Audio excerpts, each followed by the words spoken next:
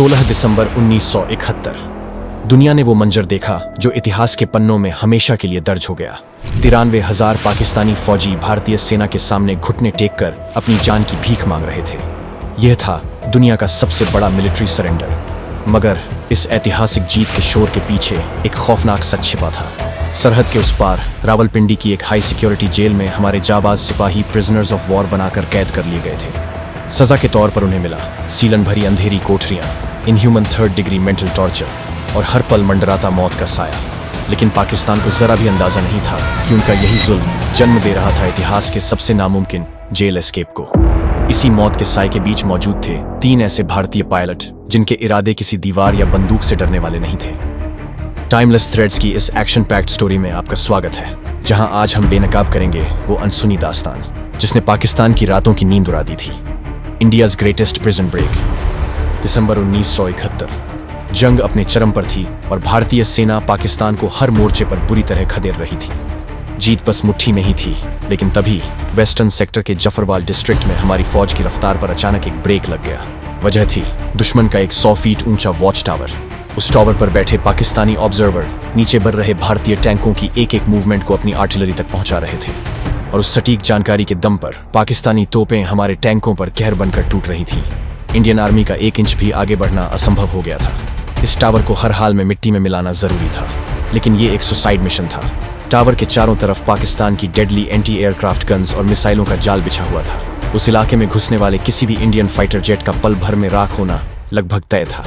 जहां मौत का खौफ आम इंसान को पीछे धकेलता है, वहीं द फ्लाइंग स्वॉर्ड्स के नाम से मशहूर इंडियन एयर फोर्स की 7वीं स्क्वाड्रन नामुमकिन को मुमकिन बनाने के लिए ही जानी जाती है। 10 दिसंबर 1971 की सुबह फ्लाइट लेफ्टिनेंट दिलीप पारुलकर ने अपने सुखोई 7 फाइटर जेट में उड़ान भरी। दुश्मन की सीमा में दाखिल होते ही पाकिस्तानी एंटी एयरक्राफ्ट गनों ने आग के गोलों से उनका स्वागत किया। कुछ ही पलों में पूरा आसमान गोलियों से भर चुका था। चारों तरफ काला धुआं, लगातार होते धमाके और हर सेकंड मौत का खतरा। लेकिन पारुलकर की नजरें सिर्फ अपने टारगेट पर टिकी थी। जैसे ही दुश्मन का वो वॉच टावर उनके रडार पर आया, उन्होंने तुरंत मिसाइल फायर कर दी। धमाका इतना जोरदार था कि जमीन तक कांप उठी। लेकिन उसी वक्त दुश्मन की एक मिसाइल सीधी उनके एयरक्राफ्ट के पिछले हिस्से से आ टकराई। विमान आग की लपटों में घिर चुका था। कंट्रोल सिस्टम पूरी तरह फेल हो गया था, लेकिन पारुलकर का हौसला नहीं डगमगाया। गिरते हुए विमान से भी उन्होंने अपना आखिरी वार किया और उस मनहूस वॉच टावर को हमेशा के लिए मिट्टी में मिला दिया। जमीन से महज 100 फीट की ऊंचाई पर पारुलकर ने जैसे तैसे इजेक्शन हैंडल खींचा। वो जलते हुए विमान से बाहर तो निकल आए, पर जैसे ही उनका पैराशूट नीचे उतरने लगा, उन्हें एहसास हुआ कि वो अपनी मिट्टी पर नहीं, दुश्मन की जमीन पर गिर रहे हैं। नीचे गुस्साई भीड़ मारो मारो के नारे लगा रही थी। जैसे ही पारुलकर जमीन पर उतरे, भीड़ उन पर टूट पड़ी और उन्हें बुरी तरह पीटने लगी। ऐसा लग रहा था कि आज उनकी कहानी यहीं खत्म हो जाएगी। लेकिन तभी एक पाकिस्तानी अफसर ने भीड़ को पीछे हटने का आदेश दिया। उसे दया नहीं आई थी, बल्कि उसका मानना था कि पारुलकर को जिंदा रख उनसे भारतीय वायुसेना की कई खुफिया जानकारियां हासिल की जा सकती थीं। और अधमरी हालत में पारुलकर को कैद कर लिया गया। जब होश आया तो पूरा शरीर गहरी चोट से भरा था। उन्होंने खुद को रावलपिंडी के इंट्रोगेशन सेंटर में पाया, एक ऐसा नर्क जहां होने वाले जुल्मों से इंसान की रूह तक कांप जाए। सामने खड़े थे ISI के अफसर, जिनका मकसद पारुलकर की खामोशी तोड़ना था। वो खामोशी जिसके पीछे छिपे थे भारतीय वायुसेना के वो राज जो जंग का पासा पलट सकते थे। और फिर शुरू हुआ 3rd डिग्री टॉर्चर का वो अंतहीन सिलसिला। घंटों तक सोने नहीं दिया जाता, आंखों पर चुभती तेज रोशनी और दिमाग को सुन्न कर देने वाली पूछताछ। जब इस हैवानियत की वजह से पारुलकर का शरीर जवाब देने लगा और दिमाग धुंधलाने लगा, तब मौका देखकर ISI अफसर ने उनके सामने कागज और पेंसिल पटकी और आदमपुर एयरबेस का नक्शा बनाने को कहा। आदमपुर एयरबेस भारतीय वायुसेना का वो किला था जिसे अगर पाकिस्तान तबाह कर देता तो दिल्ली तक का रास्ता उनके लिए साफ हो जाता। अब पारुलकर के सामने सिर्फ 2 रास्ते थे, या तो मौत को गले लगा लें, या फिर वतन से गद्दारी करके वो राज उगल दें जो भारत को जंग हरा सकता था। शरीर अधमरा था, लेकिन पारुलकर का दिमाग अब भी फाइटर पायलट की तरह तेज चल रहा था। उन्होंने अपनी याददाश्त के दम पर एक नक्शा तैयार किया, पर वो आदमपुर का नहीं, मुंबई के सांता क्रूज एयरपोर्ट का था। सोचिए, मौत के मुंह में खड़े होकर भी उन्होंने पाकिस्तान की पूरी इंटेलिजेंस यूनिट को बेवकूफ बना दिया था। लेकिन 2 घंटे बाद जब उस नक्शे की असलियत सामने आई तो रावलपिंडी के उस सेंटर में सन्नाटा छा गया। अपमान की आग में जल रहे अफसरों ने पारुलकर पर वो सितम ढाए जो इंसानियत की सारी हदें पार कर गए। पैरों में सूजन, आंखों में खून और दर्द इतना था कि सांस लेना तक मुश्किल था। लेकिन इन सब के बावजूद उस जांबाज के होंठों से एक भी राज नहीं निकला। आखिरकार पाकिस्तान ने भी हार मान ली। उन्हें समझ आ गया कि पारुलकर को तोड़ना उनके बस की बात नहीं है और फिर उन्हें भेज दिया गया Rawalpindi prisoner of war camp में। वहां उनकी मुलाकात हुई 11 और भारतीय पायलट से जो उन्हीं की तरह दुश्मन की कैद में आजादी का इंतजार कर रहे थे। दिन हफ्तों में बदल रहे थे और टॉर्चर की रातें जैसे कभी खत्म ही नहीं होती थीं। लेकिन फिर 16 दिसंबर 1971 की वो ऐतिहासिक तारीख आई। भारत ने पाकिस्तान को ऐसी शर्मनाक शिकस्त दी जिसकी गूंज पूरी दुनिया ने सुनी। जैसे ही जेल के पार से जीत की यह खबर हमारे जवानों तक पहुंची तो उनके शरीर में मानो जोश भर उठा। और फिर इन वीरों ने दुश्मन के गढ़ में वो किया जिसकी हिम्मत शायद ही कोई मौत के साए में कर सके। रावलपिंडी की उस हाई सिक्योरिटी जेल की 18 इंच मोटी दीवारों को चीरते गूंजा भारत का राष्ट्रगान, जन गण मन की वो आवाज पाकिस्तान की हुकूमत के चेहरे पर किसी करारे तमाचे से कम नहीं थी।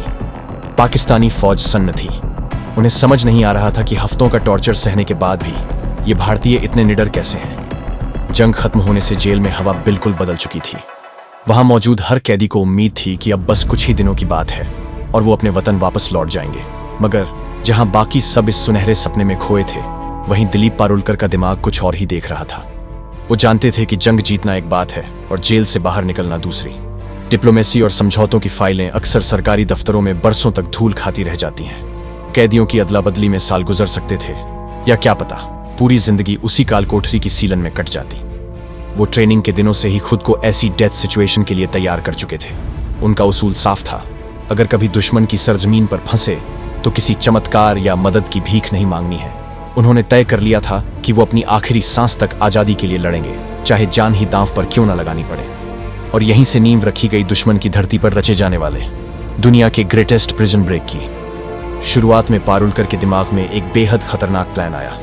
रात के अंधेरे में गार्ड की राइफल छीनना और उसे बंधक बनाकर जेल से बाहर निकलना। लेकिन अगले ही पल उन्हें एहसास हुआ कि यह सीधा सीधा एक सुइसाइड मिशन होगा, क्योंकि पाकिस्तान फौज को अपने सिपाहियों की जान की कोई परवाह नहीं थी।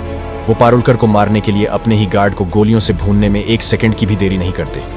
प्लान ड्रॉप करना पड़ा, लेकिन उन्हें समझ आ चुका था कि रावलपिंडी की इस हाई सिक्योरिटी जेल को अकेले नहीं तोड़ा जा सकता। ये कोई सोलो मिशन नहीं था। इस इम्पॉसिबल एस्केप के लिए उन्हें चाहिए थी एक टीम। उन्हें तलाश थी अपने जैसे ही कुछ और जांबाजों की, जिनका कलेजा फौलाद का हो और जिनके सिर पर मौत से ज्यादा आजादी का जुनून सवार हो। और वो टीम उन्हें मिली, फ्लाइट लेफ्टिनेंट MS ग्रेवाल और फ्लाइंग ऑफिसर हरीश सिंह जी के रूप में। तीनों ने मिलकर एक ऐसा मास्टर प्लान बनाया जिसने पाकिस्तानी इंटेलिजेंस के होश उड़ा दिए। सबसे पहले पारुलकर और ग्रेवाल ने मिलकर एक गजब का साइकोलॉजिकल मास्टर स्ट्रोक खेला। जहां पारुलकर अपनी समझदारी से गार्ड्स का भरोसा जीत रहे थे, वहीं ग्रेवाल ने अपनी कड़क पंजाबी और मिलनसार अंदाज से पाकिस्तानी सैनिकों के साथ दोस्ती कर ली। इसी जान पहचान का फायदा मिला जब सामने आया जेल का सबसे बड़ा लूप होल, सेल नंबर 4। इस सेल की पीछे वाली दीवार जेल की बाकी दीवारों के मुकाबले थोड़ी पतली थी। पंजाबी कनेक्शन के दम पर ग्रेवाल ने बहुत ही सफाई से खुद को और अपने साथियों को सेल नंबर 4 में शिफ्ट करवा लिया। अब उनके सामने खड़ी थी इस मिशन की पहली बड़ी रुकावट, जेल की 18 इंच मोटी दीवार को तोड़ना। यहां किस्मत ने साथ दिया। डिस्पेंसरी में काम करते हुए पारुलकर की नजर एक पुरानी जंग लगी कैंची और एक टूटे हुए स्क्रू ड्राइवर पर पड़ी, और ये छोटी सी चोरी उनके एस्केप प्लान की सबसे बड़ी कामयाबी थी। इसके साथ ही शुरू हुआ ऑपरेशन मिडनाइट।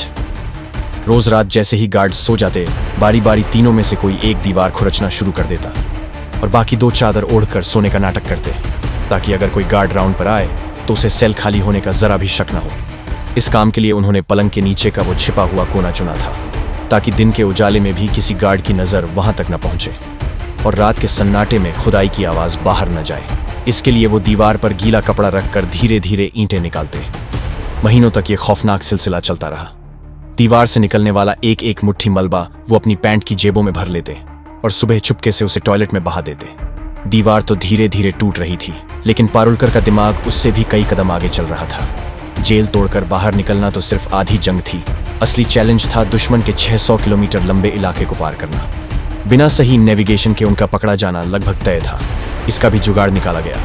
पारुलकर ने जेल के अंदर ही एक सुई को चुंबक से रगड़कर अपना खुद का हैंडमेड कंपास तैयार कर लिया। अब जेल से बाहर निकलने का रास्ता साफ था और सरहद तक पहुंचने की दिशा भी मिल चुकी थी, लेकिन रावलपिंडी की सड़कों पर 3 हिंदुस्तानी कैदी तुरंत पहचान लिए जाते। पाकिस्तान की उस अवाम में पूरी तरह गुम होने की जिम्मेदारी उठाई हरीश सिंह जी ने। उन्होंने बड़ी ही चालाकी से जेल के अंदर ही लोकल पठानी सूट का इंतजाम कर लिया था। ताकि बाहर निकलते ही वो पाकिस्तानी भीड़ का हिस्सा बन सके। अब सब कुछ तैयार था, इंतजार था तो सिर्फ उस एक सही रात का। 13 अगस्त 1972 की तूफानी रात। बाहर मूसलाधार बारिश हो रही थी और अगले दिन पाकिस्तान के इंडिपेंडेंस डे के जश्न की वजह से जेल का पहरा भी थोड़ा सुस्त था। पारुलकर जानते थे कि कुदरत का यह कहर ही आज उनकी सबसे बड़ी ढाल बनेगा। बिजली की गड़गड़ाहट के बीच उन्होंने दीवार की आखिरी ईंटें गिरा दी। एक एक करके तीनों इंडियन पायलट्स उस पतले छेद से बाहर निकले, पहरेदारों को चकमा दिया और जेल कैंपस की कटीली तारों को फांदकर रावलपिंडी की गीली सड़कों पर आजाद खड़े थे। उन्होंने फौरन अपनी पहचान बदली, पठानी सूट पहने और पाकिस्तानी भीड़ का हिस्सा बन गए। उनका लक्ष्य साफ था, रावलपिंडी से पेशावर और फिर टोरखम बॉर्डर पार कर अफगानिस्तान की सरजमीन। खतरा मोल लेते हुए ये तीनों एक लोकल बस में सवार हो गए। चारों तरफ पाकिस्तानी मुसाफिर थे और शक की एक सुई भी सीधे मौत तक ले जा सकती थी।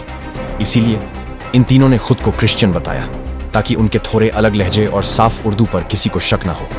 अगले 12 घंटों तक उन्होंने मौत को हर मोड़ पर मात दी। भूखे प्यासे मीलों पैदल चलकर और चौकियों से बचते हुए वो सरहद से महज 5 किलोमीटर दूर लंडी कोटल पहुंच गए। लेकिन तभी किस्मत ने दगा दे दी। रास्ता पूछते वक्त एक तहसीलदार को उनकी फौजी कदकाठी और बात करने के सलीके पर शक हो गया। इससे पहले कि वो अपनी आखिरी दौड़ लगाते, पाकिस्तानी फौज ने उन्हें चारों तरफ से घेर लिया। जीत के इतने करीब पहुंचकर भी वक्त ने हाथ छोड़ दिया। उन्हें वापस उसी काल कोठरी में लाया गया। वो दोबारा पकड़े गए, मगर ये हार नहीं थी। इस साहसी कोशिश ने पूरी दुनिया का ध्यान उनकी ओर खींच लिया। पाकिस्तान पर इंटरनेशनल दबाव बढ़ा और आखिरकार 1 दिसंबर 1972 को वाघा बॉर्डर के गेट खुले और सभी हिंदुस्तानी फौजी जो पाकिस्तान की जेल में कैद थे एक नेशनल हीरो बनकर वतन लौटे। इतिहास के पन्नों में यह सिर्फ एक प्रिजन ब्रेक की कहानी नहीं है, बल्कि उस हिंदुस्तानी जज्बे की मिसाल है जो झुकना नहीं जानता। अगर आपको टाइमलेस थ्रेड्स की ये वीडियो पसंद आई हो तो इसे लाइक और अपने दोस्तों के साथ शेयर जरूर करें। ऐसी ही हैरतंगेज कहानियों और मिस्ट्रीज के लिए चैनल को अभी सब्सक्राइब करें और बेल आइकन दबाना बिल्कुल न भूलें। हम हर हफ्ते ऐसी ही अनटोल्ड स्टोरीज आपके लिए लाते रहेंगे। तब तक के लिए जय हिंद।